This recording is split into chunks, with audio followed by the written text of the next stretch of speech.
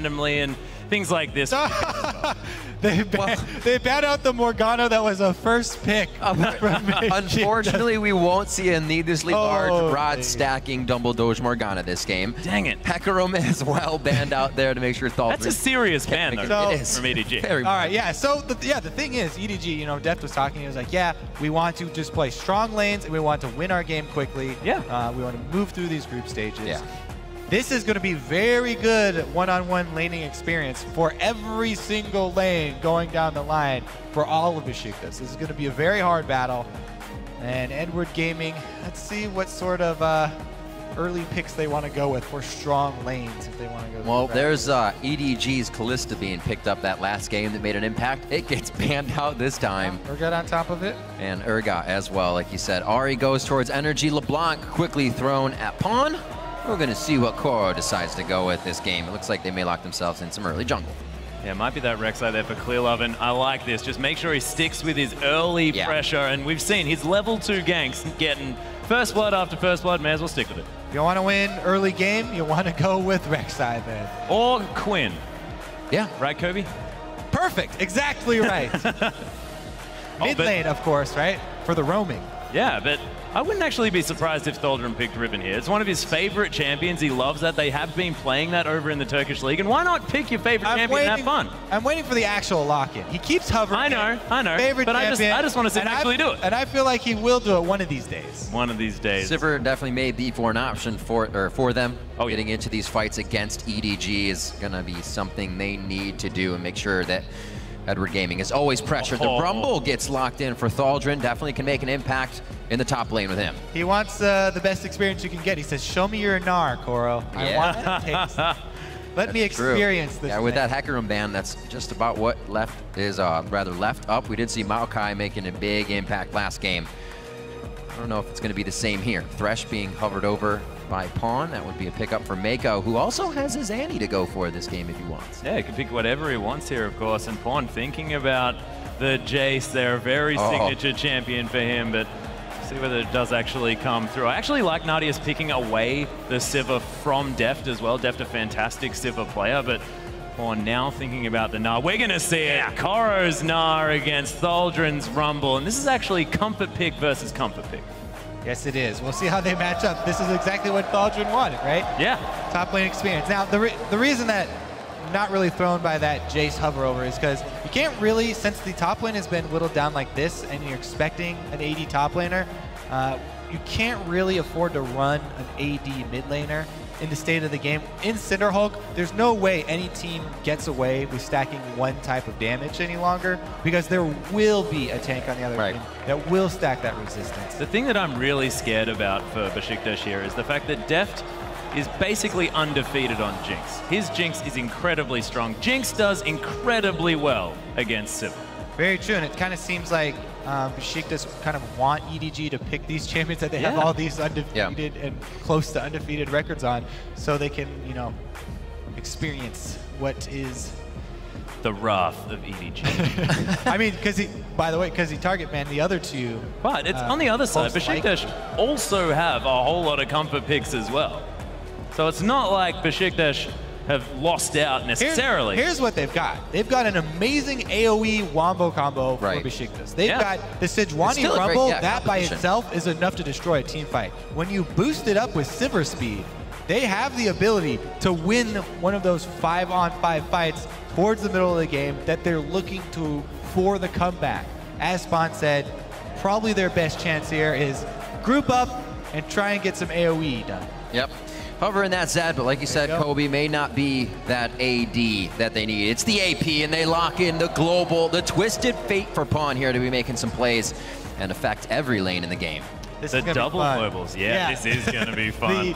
the twisted fate Rek'Sai. Yep. So many plays with the triple global, isn't it? Yeah, really? You got to teleport in the top lane. So cross map plays aplenty. It's a very good answer to a team that wants to group up as 5. Yeah, but Energy probably wants to split push a little bit if he's going to go with this Diana pick. And decent lane matchup there once he hits level 6 against Twisted Fate, you have to think. Definitely the assassin of choice very good chances as long as they don't, you know, come out of laning phase with a huge deficit. Right. Usually the control is Pawn pushes that in and he disappears from the lane. Also, the problem is with the 3 global teleports, one person split pushing is never just one person split pushing. Right. Could easily have several members teleport in to even the numbers. Yeah, you can't exactly take the fight to the teleport guy this game. Yeah. There's always going to be another one. The old adage of go to the source of the teleport that I was talking about in Season 1 of the LCS is much harder to pull off when there are 3 sources of teleports. Well, they've actually got 4 global abilities, don't they, really? Because Deft also has a Super Mega Death Rocket he can throw into the fray. EDG can sort of be everywhere at once offering damage. It's ridiculous. But Thaldrin, he's got a teleport as well, so they've got a little bit of global pressure. But we'll see what Beşiktaş can do with what they've got, because Theokoles on a power pick there in the Sejuani has shown that he can perform well on that one. Nardeus can start up the fights with that on the hunt and has shown some fantastic Sivir play in the past. Yep. We'll see how this one's going to work out. But they do not want standard lanes. My God, do they not want standard. Beşiktaş picking into the fight comp, something EDG loves to do. So we are going to get another game of brawling. We have had awesome games so far here at the second day of the midseason invitational, and it's only going to get better. The crowd is ready to get into these next games as well. And ties could be happening, ties could not be happening. There's been a few games that definitely didn't go the way people would thought today. We'll see how this one plays out. Yeah. And remember, for all you TSM fans who are very sad right now, you are now Beşiktaş fans. You are rooting for Beşiktaş to get a victory here. So Beşiktaş should win this fan vote if all of the TSM fans are now voting for them. They move over to Beşiktaş. Makes sense. All right, as we load up into our third match of the day, let us know who you think is going to be getting an upset by tweeting at LOL Esports with hashtag BJK win, or use EDG win if you think the LPL representatives will come out ahead. Yep, this is the only chance that TSM also have to try and get back in this via Beşiktaş upset, and then some more victories later on. Well, we'll see what they can do, of course. Beşiktaş have a lot of comfort here, but EDG, they've got signature picks across the board, and as they move out onto the Rift, I'm frightened for Beşiktaş here, because Pawn, one of the best Twisted Fate players, of course. It's difficult saying that here at MSI, where Westor is just around the corner showing that he's phenomenal, but man, you know Koro's Gnar, Clearlove's Rek'Sai, this is ridiculous. You know what has worked against Pawn's Twisted Fate? Camp him early! Give him like 6 deaths early on. That didn't actually help. It worked against his Twisted Fate. It didn't help win the game, but... Yeah, true. The Twisted Fate did not win. Oh, the flash death sends Dumbledoge with quick feet. One actually blows the ghost here as well. Dumbledoge, he does have the shield. Pawn, though, he's still running after him. There's not a whole lot of follow-up damage. Another stun. Thaldrin looking for some harpoons around the side, but Dumbledoge just casually walking away. Beautiful crescent slash. Energy getting money out of that one. Yeah, money and 4 summoner spells. Yeah. Dumbledoge only had to spend 1 to get all of those movement spells. A couple of flashes with the Ghost and Exhaust. That was pretty hard from EDG, I'd say. They're a little careless as well. They're like, I saw HQ do it. Let's all go. No, they're like, I've got a stun, guys. We've got to invade. Let's do heaps of stuns. All right, so with that played out, EDG, they're going to have a very safe laning phase here. You can attack quite a few things. Clearlove can still get in for the ganks. Maybe it's that focus to the bottom lane. When Fnatic lost their flash, that was the first focus coming in to get the support. Yeah, exactly. The thing is here, Clearlove without flash, so much more difficult to pull off that early move with Rek'Sai. She really does lose a lot of the early power without the ability to close this with not only tonal but as well flash. The thing is, Sejuani, a much weaker early jungler, still can, as we've seen, go for the early gank. However, if they meet up in a 2 versus 2 scenario, fairly difficult to come out ahead. Whoa! Whoa, and already Nardeus has to blow the flash there in the bottom lane as the death sentence is coming out from Meiko. You wanted to lane against the Jinx from Deft and the Thresh from Meiko. You got what you wanted. So aggressive. The exhaust and the flash is down. The exhaust is up for Dumbledoge, but they just cannot decide to trade early with that attack speed increase from Deft, and they quickly gain a lead, 9-2 in CS there. Dumbledoge actually didn't come to lane, or come to the Gromp with full health as well after that level 1 action, so narrowly missing there on the death sentence, but sort of already at a deficit after taking that early level advantage. Yeah, and we'll see if this deficit holds after the wave shoves up to the turret, because there's potential CS here for Beşiktaş. But the point for EDG is to shove them in under the turret and try and, here's that early focus towards the mid lane of Pawn's TF. Yeah, Theokoles looking for it. Nice moonfall as Pawn's going to flash out of the way. Gold card is available and Energy unable to follow through, but Pawn, no summoners. Nicely waiting there for the Arctic Assault and then the moonfall, as you said, but there should be a rinse and repeat there, as you mentioned. No summoners on that mid lane. And here comes Theokoles. Very early, saying wasting no time. We're coming back into this one, but maybe not. Does have a ward available. Curbs it. Clearlove, get over here. I don't have any more escapes. Well, with him clearing that ward, they may actually get this advantage. Clearlove sees that, and they could use it just in this second if Energy steps out. Yeah, both junglers sitting on wards around mid lane. Mirrored opportunities here, and everybody's sad. Pawn, though. Ghost just there's came the back flash moonfall though, as Pawn's in a bit of trouble. Clearlove right around the corner. Energy eating a lot of damage. Clearlove with so much wildcards don't land. The Prey Seekers there. Pawn is so low. The level up comes in. There's the Pale Cascade. Can Energy survive? Clearlove wants the tunnel. We'll see whether he gets it. There's the Qs and first blood for Clearlove.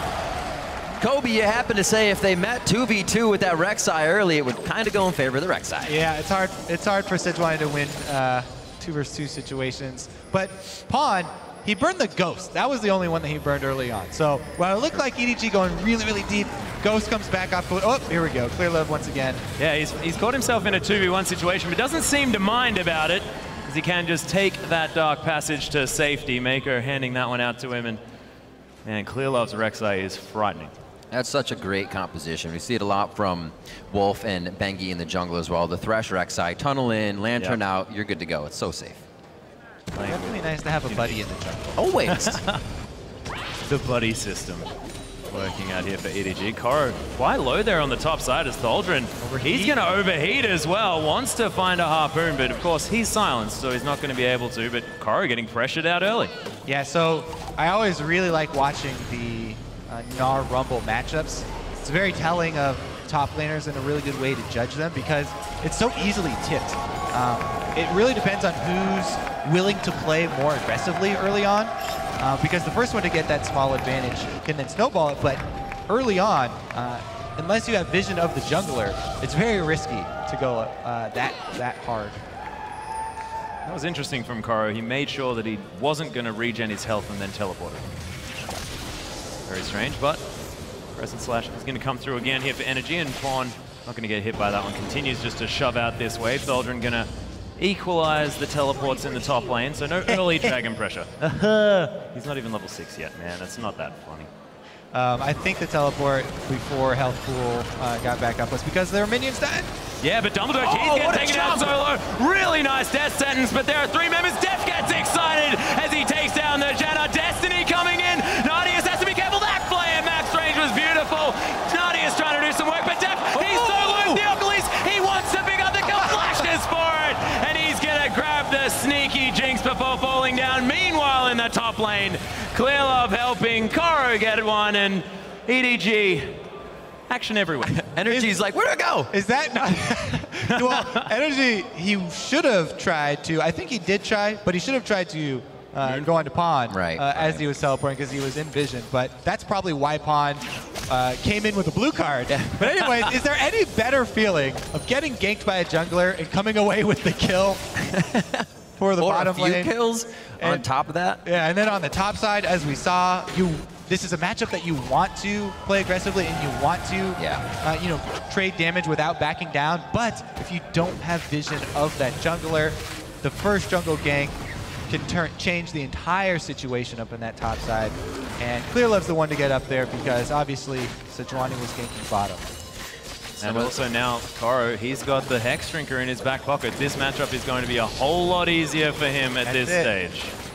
Just keep up in the face of Thaldrin, try to shut him down.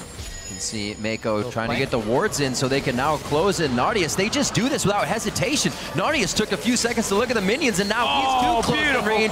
Played onto the chompers, and these guys are using everything they have. A grab onto Dumbledoge as well as Deft keeps the correct focus onto Nardeus, and the 1-2 punch comes up clean for EDG. There's just nothing missed from Meiko at all. Not at all. Great synergy between that bottom lane. We said before, there may be two different languages there, but they play as one mind. They certainly do. Energy is going to manage to back. He's been putting on a lot of pressure here. Actually, Oro looking for it in the top lane. Thaldrin's going to flash into the wall in celebration. That tree is too... So, to be fair, the Hex Drinker had nothing to do with that. That was just 1 versus 1. Outplay, and a really good job of Crow jumping on another opportunity for himself.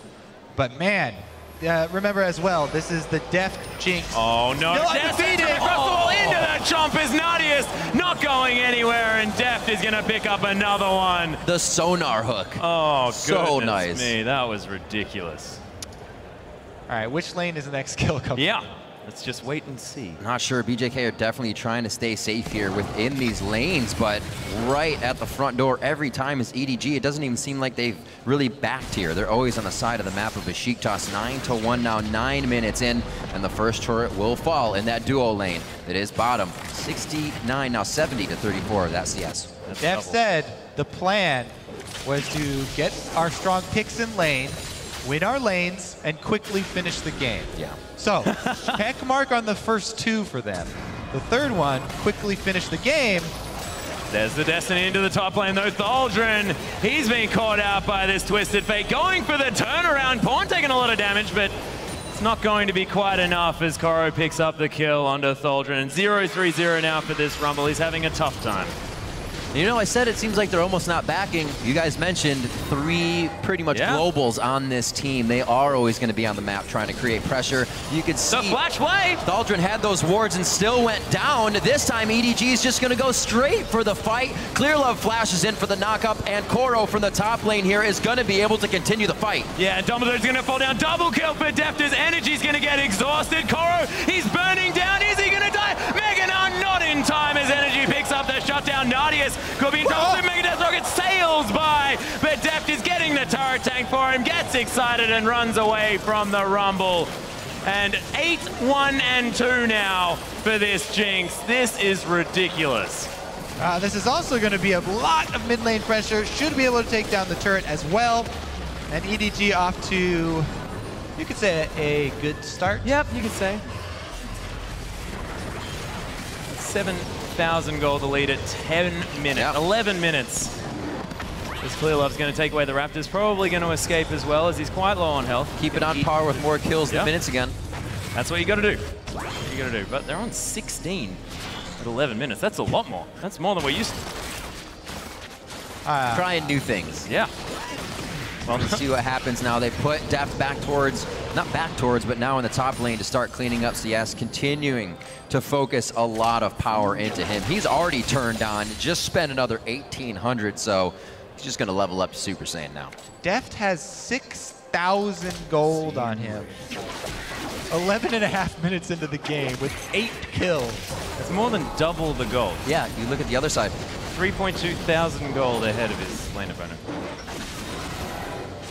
All right. Gosh. Well, let's see. Beşiktaş, what can they pull? Defensive warding helps to an extent, but the other team has Twisted Fate. So trying to pull a 5-man ambush from a bush, you know, with some vision. Still probably the best hope. However, pawn pop is old. Everyone gets found. Yeah, there it is. The Beşiktaş Esports Club standing true behind their team. They are putting up one hell of a fight here against EDG, who is just trying to close that stranglehold down here. Beşiktaş now hopefully getting these team fight compositions together. There is a game-changing ultimate from the Theokoles that can come in, but they have to be able to follow up perfectly, because even if they hit everything spot on, I still think it's going to be a hard fight for Beşiktaş to pull through. And EDG do have a lot of their gold on Deft as well. Absolutely. I mean, theoretically, if Beşiktaş managed to destroy him early on in a fight, they might be able to get something done. We're looking for a way for Beşiktaş to get back into this one. We'll see whether they can actually manage to follow through on that because they're losing their turrets. They're going to have to try and find that fight sooner rather than later. Yeah. All right. So more likely, we'll take a look at how quickly EDG can execute the victory here because this is their goal now. Yeah. You mentioned the time before. Time does matter in the tiebreaker situation. Right. So the quicker you can end these games, the better. If something crazy happens and a tiebreaker does pop up, not quite sure. I don't think that a tiebreaker for them would pop up now since they did also beat Fnatic. But it's also best practice. Yeah. To win games quicker. Certainly is. Beşiktaş, though, are positioning around this mid lane. Got to stay together here just to try and answer the fact that EDG have so many globals. If they get caught on their own, there can be a whole lot of friends available in the Chinese lineup. Really not able to defend these wards either. You see him quickly being taken out, and it takes quite a few members just to regain those little parts of their jungle. Yeah. Pawn and Meiko, the roam team here. The rest of the map, or the rest of the team, I should say, up top, and it's going to be Deft by himself in mid. They are 2-1-2ing this with the AD carry mid. Yeah, of course, the safest member of the team in the mid lane. All those escapes. All those escapes. 20 seconds onto Dragon. They probably won't need the full team for that either. But like you said, guys, let's get that time in there. EDG is definitely resting a little bit before they make this final push. I think it makes sense here because Deft just hides behind his money. It's a big wall right now. Yeah, it's a big wall. Gonna keep him safe. Or he will just beat you in the face with his bag of money and kill you before you can get to it. That would work too. Whichever way. We talked about how much it would hurt being slapped in the face with 6,000 gold. Be pretty painful. Yeah. So they're able to keep all 3 waves pushed while pulling 3 members back for the objective. EDG, you can say that is complete map control. They still have some minions up top and control of both of these bottom 2 waves. So if they collapse here, should be able to get that last outer turret before returning to base to buy. Took a little detour here for Deft though, so a few minutes or a few seconds he's gonna have to walk all the way back from the red buff. Now though, he does have the red buff for the shove, and they still have control of the bottom lane as well as mid, so they should be able to collapse and make their pincer. Yeah, and Deft is very, very conscious of this CS deficit statistic that we picked up of 17.5 behind because he is doing his very best to try and change that one. When your sample size from the first day is 2 games, yeah, you get some overblown statistics like that. You could. Now, now he wants to blow him out of proportion even more in favor of himself. Or is this just going to even it out? So now it's about where it should be. Not sure. Well, we'll see if he can still do anything on that 8-1 and 2 Jinx. We know him to be very good at AD carry in general, but using those summoner spells to make it look even better. It'll be hard for Beşiktaş to get to him. We did say there's a lot of gold on him. I don't know if that's going to be everything they need if they just take him out in a fight. Pawn now to the bottom turret by himself. Oh my word, just 2 spells putting Thaldrin to half HP there.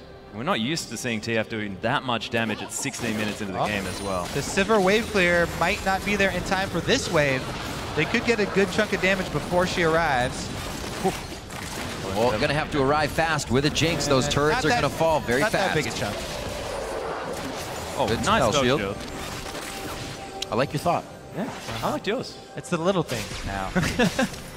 That 12,000 gold lead is making it hard for Beşiktaş to guard their base, but doing so ever so slowly now. They find a few of their picks. The Theokoles just off on the slide. This Glacial Prison great spot to Deft would be what they need. The choppers go down. Deft flashes out. There's the summoner spell used to get him into position. Here comes the Destiny. Oh, the and Gnar! the blowback as well from that Gnar. Koro coming in huge, and they are going to continue to wall up this fight. Yeah, Theokoles getting down solo as well as Deft picking up more kills. And after that incredible, now EDG just roll over the fight. Sejuani looked like it slipped out of his hands as he was charging there. Oh, energy coming in. Pawn's going down solo. The ace comes down, but I love the hero play from Energy. Loves to do it. We've seen him taking Barons on it, trying to get a few kills for himself. Put him in there the to put up on the board, exactly. And the first inhibitor will fall here as EDG cracks the base. At 17.5 minutes. Right. Jeez. Talking about speed, since the new season, this is one of the fastest inhibitors that we've seen on back of a 19-2 score here. So let's take another look at Theokoles, and he got into a great position. But here is where you see it's a little greasy on that Sejuani ultimate goes to skew, and from then, goes downhill very quickly. Deft, he does have that red buff that he went back to go grab before coming to shove, and that'll be enough to chase down Dumbledoge and get the reset on his passive. Whew. Oh dear. There's a lot of damage, and I like this from Energy. He's got the emergency build. I want heaps of sticks. I'm going to hit him with heaps of sticks. Gotta go nuclear. Yep. Got him. Got the dynamite. Ready to take him down. It's actually, you know, if you're in an emergency situation, pick up as much flat ability power as you can just to try and weather the storm, maybe. Yeah. It's not quite Dade-esque where he just builds Magi's when he's losing by a ridiculous margin just in case he can get something from it. But I like it from Energy. I've got 860 gold, guys. What do I buy? Blasting Wand. Yeah, he's playing the wizard game. They're just stacking wand on top of wand. He's going to make one super blasting wand. That's right. He's got to clear out those rings and get 2 more for himself. See which way he decides to go with it. Deft again on the front line of the mid push. This time he's got a few buddies there. Onto the tank as well. Theokoles not even able to take the damage that Pawn is putting out from his Twisted Fate. Wand is out. The fast feet on that one. Dodges it, but he cannot dodge out 3 members. The damage he traded back to Beşiktaş there, still big. Yeah, it was, but can't survive against 4 members of the team as the Super Mega Death Rocket comes through. Energy just tanks it up. Not sure what that was doing. So everyone else managed to get back to base, but Super Mega Death Rocket just in protest of the death of the mid laner of EDG. Need the fireworks skin for Jinx. Yeah. Shoot him off in honor of Pawn. A noble sacrifice. They did shove up both the mid and bottom though, and so they're knocking at the door once again. Pawn does not have his ultimate, so he'll have to walk his way all the way back up to the rest of the team. And that means that they may just retreat for, well, Baron's up. You know, it's 20 minutes into the game. Have they ever taken one right on spawn? Nope, they're just gonna bait it. Yeah. They know the fight would lead them into the base. Usually it is a prerequisite. They have to check off Baron first before they go in. Theokoles. Yeah, they're going to cook this one up. Got a little Sejuani for dinner. They're going to back off now. The Baron should be theirs. It only took a few members to get that in for him. And we still see Beşiktaş trying to clear out the base here. So Baron up for EDG. And they're going to go straight for the base. Yep, just 20 minutes into the game. Baron was prepared. 30 seconds late on that one for EDG, but we'll give it to him. They take that one down very easily. First Baron of the game, 7 turrets to 0. It's all Pawn's fault. Yeah. He wouldn't have died. They would have had that sucker on spawn. Yep. We'll have to have words to him afterwards. We'll see what he was really thinking in the interview. Dragon is alive. It looks like they just want to objective clean up around the map as well and get it objective free. No worries, no cares in the world right now as they are up quite a bit of gold. We talk about 10,000 gold at 20 minutes being a problematic margin, but when you're at about 20,000 gold at 20 minutes into the game, that is absurd. And you've got a build Water Cutlass on your Gnar at the same time. Theokoles once again caught out. Pawn's going to use the Destiny. Super Mega Death Rocket sails by as well. Through the wall to the side as Nardeus says, nope, I'm not walking into that one. Koro going full damage here. I like it. All death ends onto Thaldrin. Aptly named as the Gnar comes in as well. Energy gets exhausted as Deft picks up that kill. Theokoles, got it, sorry, is still dead. And Nardeus trying to get some damage back. EDG are fairly low, but man, look at the damage from Deft.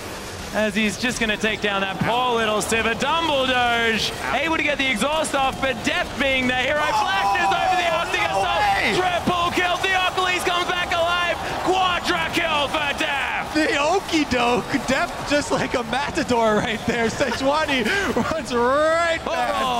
And that's going to be the game. The celebratory deaths on the Founders. Energy looking to pick something up. And he's going to fall down, and EDG, they get the rest of the job done. What a game from EDG, the fastest game so far coming out of the midseason invitational at 22:30, 27-3. EDG take down Beşiktaş. Oh man, that was just pretty brutal stuff from EDG. Not really much more to say. It's job well done. Yeah.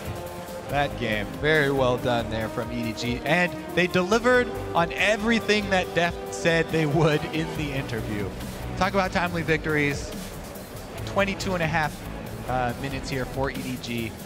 Very, very promising for them moving forward. Absolutely. At the MSI. The thing in the beginning of the game, EDG went a little hard, very careless with their summoner spells, but at that point, Deft and Meiko should not have been able to come to lane and quickly push out Nardeus and Dumbledoge in that situation. It should have been Nardeus trying to do that early damage, knowing the exhaust was down on Meiko.